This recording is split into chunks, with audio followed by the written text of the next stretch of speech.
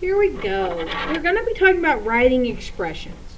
Remember we talked about what an expression is. It's a mathematical statement where a variable, an operation, and sometimes numbers. We did talk about that it doesn't have to have numbers, and then we did talk about it didn't have to have a variable, which is a letter in our math that it represents a quantity. All of these are going to have variables and numbers, both of them. Essentially what we're doing is we're translating all these English, all the words, into a mathematical expression, excuse me. You've been doing this a really long time. You know how to do it. We just have to throw in some new things. Some of these are going to be tougher than others. Tomorrow I'm going to give you kind of a master list of what words represent which operations. But as of right now, we're just going to, slowly kind of walk through how to change these words into a math terms, into an expression. Now, I put this up at the top. Evil then. Alright? I want you to put little evil horns on him. He's got like devil horns because evil then is evil. He makes us do more work. Alright? When you see the word than, you should have like alarm bells that go off and tells you that you are going to have to flip the expression. So, flip the expression. And we'll go over what that means a little bit as we're going through it. But realize, evil than, and that's the reason I put him right up there on top, if you see the word than, you better pay attention to him. He does change our thing. Alright, let's start with this very first one. We're going to start off semi-easy. Alright, 10 times n. Alright, so we know our variable. Here's our variable. Here's our number. Let's translate this number this word into a number. That's 10. And then times. What does times mean? Times means multiply. So, essentially, we're just taking all these little hints that we've written and writing them into math. So, the first word is 10. Times means multiply. And then n. So, that's it. It's not that hard. We're taking the words and we're putting them into expressions. I can't solve this because it doesn't have an equal thing, and I don't know what n stands for. So, without that, this is as far as I can go. There it is. That's all I'm doing. Okay? So let's look at this next one. 7 more than n. Okay. Again, n is my variable. 7, well, that's the number 7. More, you're like, well, it could be add. And you're right, it is add. Did you see it? There it is! The evil then. And I'm going to even circle him in red. Because he's evil. I'm giving him horns. He's evil. Evil then. What that means is everything that's in front, because notice we did this one in order. We just wrote it as is. Now, because of evil then, everything that was behind or in front of then has to switch to behind. And it's like they switch places. Like I said, it switches the expression.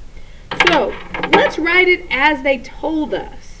7 more than n. But, thanks to evil then, this is wrong. We have to do the variable first, plus 7. So, this is the correct. This is how it looks, but thanks to evil then, I have to flip it to this is the correct term. So everything that was behind goes in front, and everything that was in front goes behind. Evil then switches it.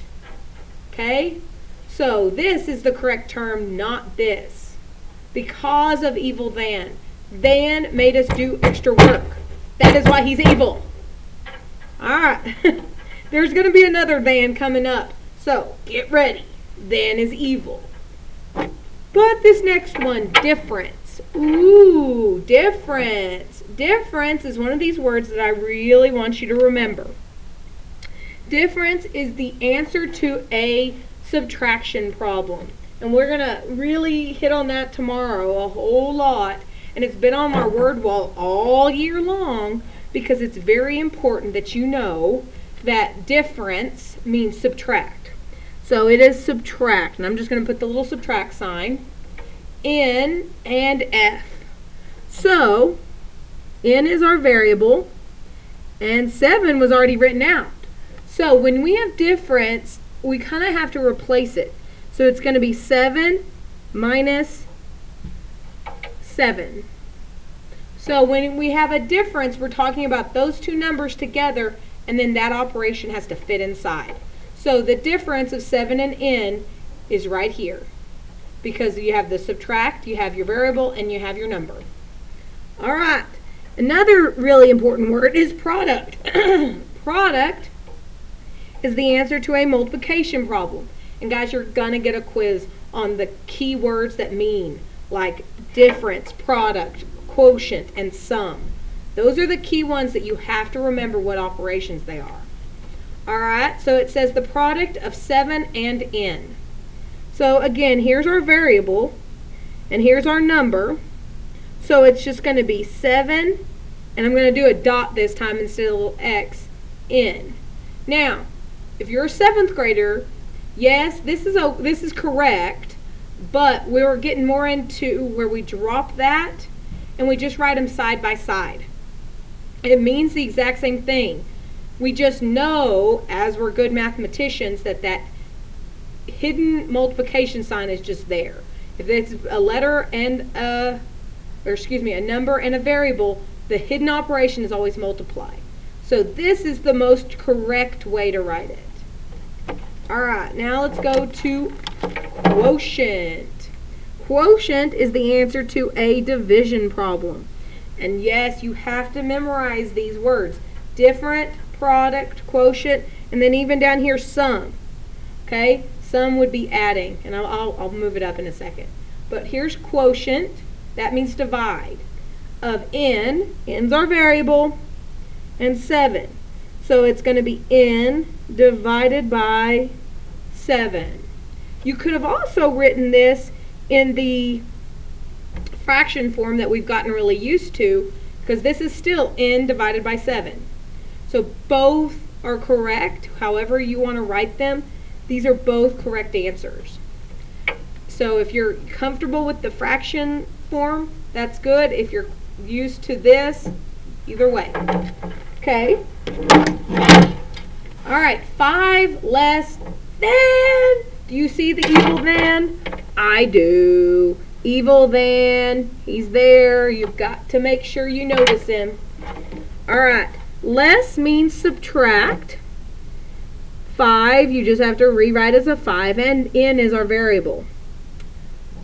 I'm going to start abbreviating variable. I'm getting lazy. All right, so everything, because of evil than, everything that was in front has to go to the back. And everything in the back has to go to the front. It switches things around. So what is right after than is n. So that's the first thing I'm going to write. And then 5 less, well, I have to switch it all around, so it needs to be minus 5. Because of evil than, this is our answer. If you would have written this, you were absolutely wrong. You forgot about evil than making us have to do extra work.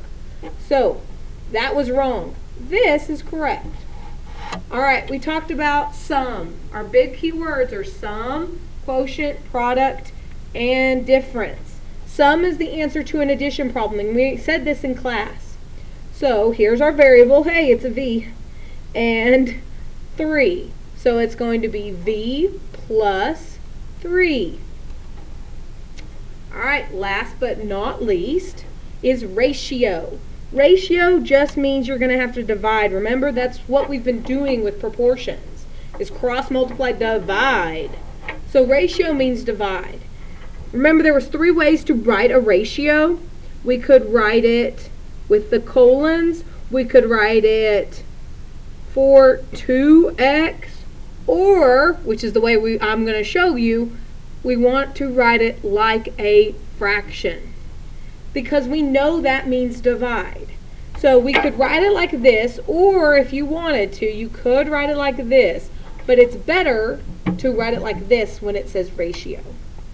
Okay, these were real quick. We're going to do a whole lot more of these tomorrow, but I wanted you to get a preview on how to do this. Guys, we've been doing this since 3rd grade. I would actually talk to a teacher who was saying that she was doing this very same thing with her 3rd graders. Now, what we're doing, this is pretty early beginning stuff. It, of course, is going to get harder, but you have to be able to translate the words into math for any of this, for us to be able to move on. So, remember, Evil Van, he's there to, he makes us do extra work. And remember, always look for the variable, translate your words, and when you come into class, I want you to know what difference means, what product means. Here, I'm going to highlight them. Difference, product, quotient, and sum. What operations those stand for. Okay? So, hope this was fast. Thank you so much for watching it. Alright, have a good afternoon.